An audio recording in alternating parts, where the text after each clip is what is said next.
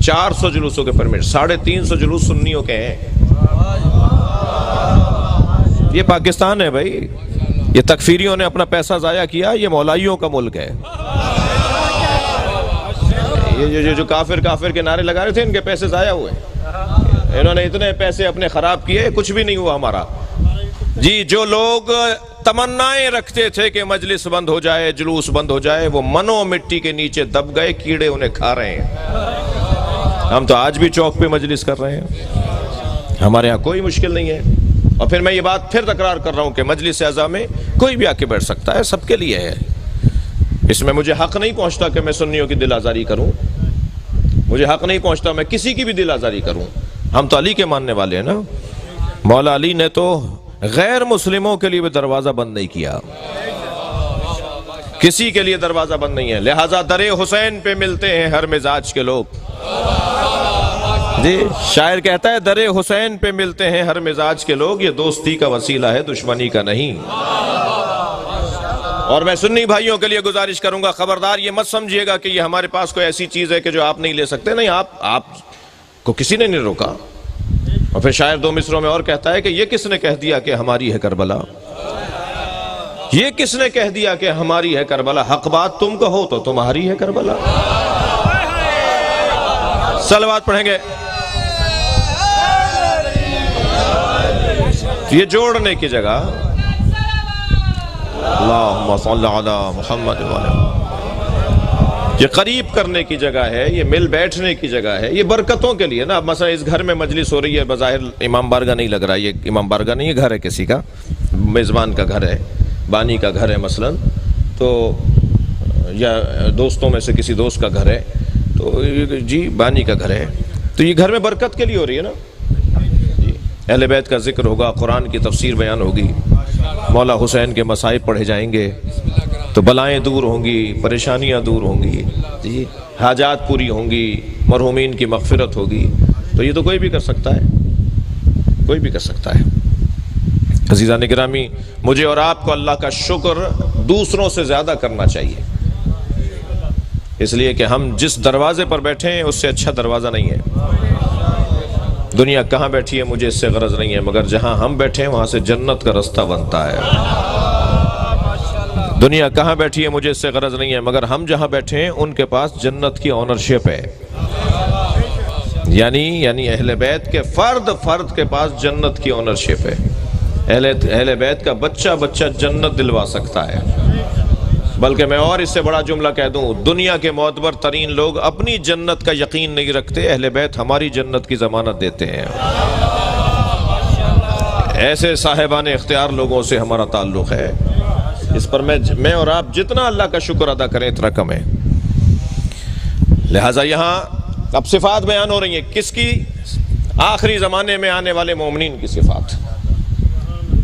कौन है आखिरी ज़माने का मोमिन? आखिरी ज़माने का मोमिन वही है जो इमाम की मदद करेगा जी। ये पुरसा हम इमाम को देने आए ना, वाले मौला इमाम ज़मान हमसे राज़ी हो जाए, मौला हमसे पुरसा ले लें जी। साहिब अज़ा है, वारिस खून है, वली दम है जी। लिहाजा जब हज़रत ज़ुहूर फरमाएंगे तो मौला हुसैन के गुंबद पे लगे हुए सुर्ख रंग के परचम को उतारेंगे। अरब दुनिया का दस्तूर है, जिसके खून का बदला नहीं होता उसकी कब्र पे सुर्ख झंडा लगाते हैं। इमाम हुसैन के गुंबद पे जो सुर्ख रंग का झंडा लगा हुआ है ना, परचम लगा हुआ है, वो इसीलिए लगा हुआ है कि अभी खून का बदला बाकी है। और बदला लेने वाले साहिब बारिस मौला के फर्जंद, और ऐसा अजीम फर्जंद कि जिनसे मौला को खुद मौला हुसैन को इतना प्यार है कि जब ज़ुहूर फरमाएंगे ना इमाम मेहदी, तो रजअत से हुसैन दोबारा उठाए जाएंगे और आलमी सतह पर इमाम हुसैन की हुकूमत होगी जी। आलमी सतह पर इमाम हुसैन, कोई बॉर्डर ख़त्म नहीं होगा, बॉर्डर ख़त्म हो जाएंगे, पासपोर्ट ख़त्म हो जाएंगे, ये शनाख्त ख़त्म हो जाएगी कि मगरिब वाले लोग और हैं और मशरिक़ वाले और हैं, सब इमाम मेहदी के होंगे। एक ही अजान सुनाई दी जाएगी, एक ही अंदाज का मजहब होगा। इमाम मेहदी की पूरी आलमी हुकूमत होगी और इमाम मेहदी जब तशरीफ़ लेकर आएंगे तो इमाम हुसैन दोबारा से लाए जाएंगे, इमाम की रजअत होगी, इमाम दोबारा उठाए जाएंगे। और इमाम हुसैन, जब इमाम मेहदी को एक यहूदी औरत सर पर पत्थर मारेगी जिससे इमाम मेहदी शहीद होंगे, तो इमाम हुसैन ही इमाम मेहदी की नमाज जनाजा पढ़ाएंगे और अपने बेटे को अपने हाथ से दफनाएंगे और फिर पूरी दुनिया पे हुसैन की हुकूमत होगी। यह है वो अकीदा रजत। सलवात पढ़े जरा मोहम्मद व आले मोहम्मद पर। इससे बुलंद और बेहतर सलवात नबी की ज़ात पे अती पर।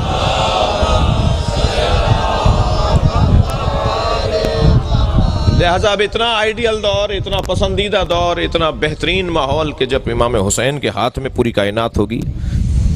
जी वैसे तो अभी भी है, मगर मुराद हमारी समाजी इख्तियारात हैं। अभी तो दिलों पर इख्तियारात हैं ना, फिर बदनों पर भी इख्तियारात होंगे, फिर महलों पर भी, शहरों पर भी, मुल्कों पर भी, कायनात पर इमाम हुसैन के इख्तियार का इजहार होगा। इसे कहते हैं अकीदा रजत। में इन बच्चों के लिए अर्ज कर रहा हूँ, उस ज़माने के लोगों की सिफात क्या हैं। उस ज़माने के सबसे पहले तो अल्लाह ने ये बात वाज़े कर दी कि आखिरी ज़माने में दीन को बचाना बहुत मुश्किल होगा। दीन बचाना बहुत मुश्किल है। बहुत बड़ा कारनामा है उन लोगों का जो आज के ज़माने में नमाज पढ़ते हैं। बहुत बड़ा कारनामा है उन लोगों का जो आज के ज़माने में मजलिस में आके बैठते हैं। जितना मजमा यहाँ बैठा है अल्हम्दुलिल्लाह बहुत बड़ा मजमा है, लेकिन इससे 2 बराबर मजमा होगा जो नहीं आया। जी इससे 2 बराबर मजमा होगा जो इनको पता है कि मजलिस हो रही है फिर भी वो नहीं आया। तो ये जो आके बैठा है, ये जो नहीं आया, वो बराबर कैसे हो सकते हैं? ये बराबर नहीं होंगे ना। ये जो आकर बैठे हैं इनकी फजीलत ज्यादा है ना। ऐसे ही जो नमाज पढ़ने के लिए मस्जिद में जाते हैं, जुम्मा पढ़ने के लिए जाते हैं, हज करने जाते हैं, इबादतें अंजाम देते हैं, वो कैसे बराबर हो जाएंगे उन लोगों, वो उनके बराबर कैसे हो जाएंगे जो ये सब कुछ नहीं करते? अल्लाह का ना किसी से पड़ोस है, ना अल्लाह की किसी से रिश्तेदारी है। अल्लाह पड़ोस की बुनियाद पर नहीं करता, किसी को मकाम नहीं देता, ना रिश्तेदारी है अल्लाह की, लम यलिद व लम यूलद है जी। अल्लाह तो मेहनत और मशक्क़त और जहमत और इबादत और खुलूस और सच्चाई की बुनियाद पर अजमतें देता है। कोई ज़रूरी नहीं है कोई 5 लाख रुपए खर्च करे तो ज़्यादा मोतबर हो जाए और कोई 5 रुपए खर्च करे तो उसका एतबार कुछ ना रहे। अल्लाह के यहाँ गिना नहीं जाता, तोला जाता है। वो ये देखता है कौन मेरी खातिर काम कर रहा है। क्या मालूम वो ककड़ी बेचने वाले की 2 ककड़ियां जो उसने किसी अज़ादार को खिलाई हो, वो किसी की देख खिलाने से ज्यादा सवाब रखती हो। खबरदार।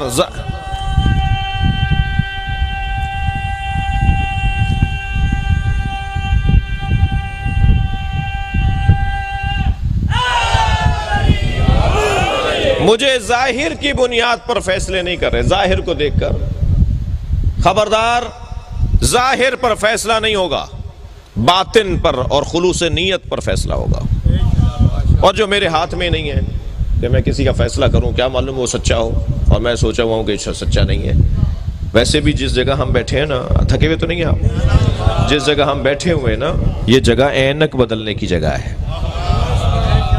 यहाँ बैठने वालों की दीद तब्दील करवाई जाती है, ऐनक तब्दील करवाई जाती है। यहाँ बैठने वाला वो देखता है जो हकीकत हो। चश्मे सर से देखने वाले और हैं, चश्मे जान से देखने वाले और हैं। ये फर्श आज़ाद चश्मे जान और आंखों को खोलती है जो दिल की आंखें हैं।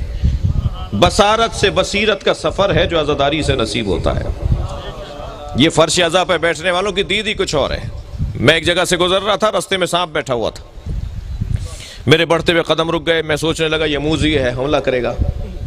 लोग मुझे देखकर आपस में बातें करने लगे, मौलाना को देखो बड़ी शुजाअत की बातें करते हैं, बड़ी तकरीरें करते फिरते हैं, सांप से डर रहे हैं। अब मैं सोचने लगा इनके चढ़ाने में आऊँ या अक्लमंदी का सबूत दूँ।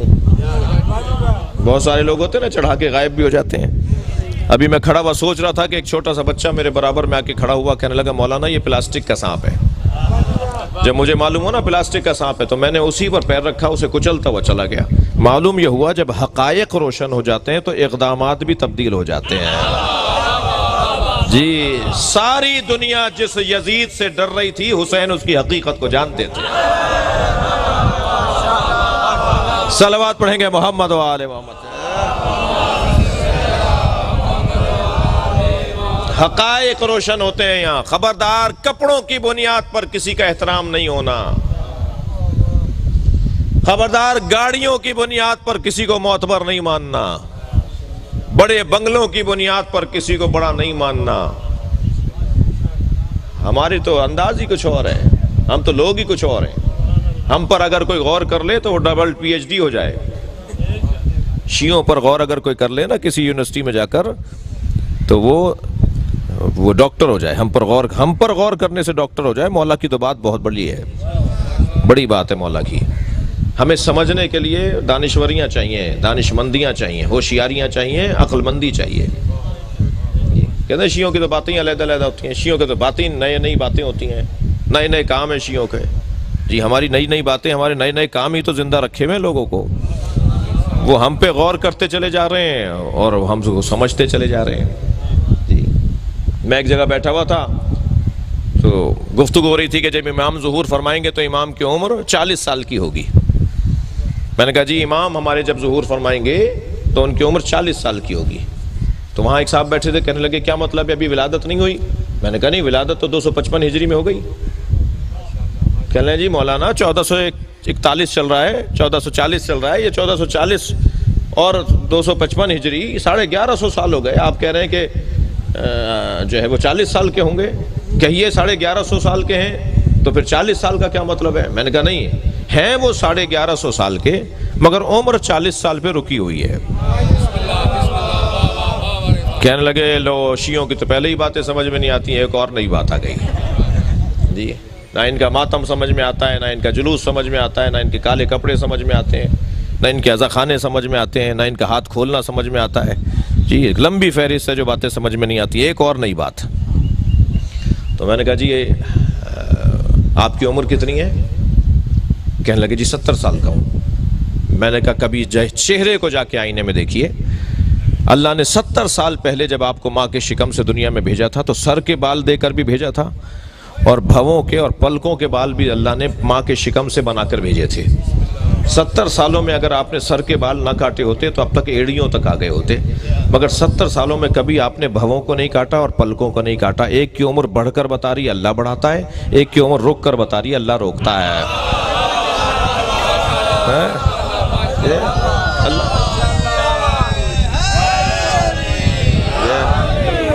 अल्लाह अल्लाह अल्लाह चाहे तो उम्र को रोक दे, अल्लाह कादिर है। वो हमारे इमाम को 40 साल की उम्र पर ठहराए हुए है, जब जाहिर होंगे तो 40 साल की उम्र के होंगे, यानी 40 साल का जो कैफियत होती है वो होगा। तो अज़ीज़ान गिरामी, हम तो जो यहाँ बैठने वाले की मैं बात कर रहा था कि दीद ही कुछ और है। यहाँ बैठने वाले की ऐनक बदलनी चाहिए। भाई 2 घंटे तक अगर कोई गुलाब बेचने वाले की दुकान पर बैठे तो 4 घंटे तक उसके अंदर से गुलाब की खुशबू आती है। जो 60 साल से हुसैन हुसैन कर रहा हो उसमें हुसैन की सीरत की झलक क्यों नहीं आएगी? उसके रवैये बदले हुए क्यों नहीं होंगे? उसका अंदाज तब्दील कैसे नहीं होगा? वो जब चल रहा होगा तो चाल बताएगी कि हुसैनी जा रहा है, उसका इक़दाम बताएगा कि हुसैनी है, उसके तौर तरीके बताएंगे कि यह अहले बैत का चाहने वाला है। अहले बैत के चाहने वालों की तरीक़ा ज़िंदगी कुछ और होता है।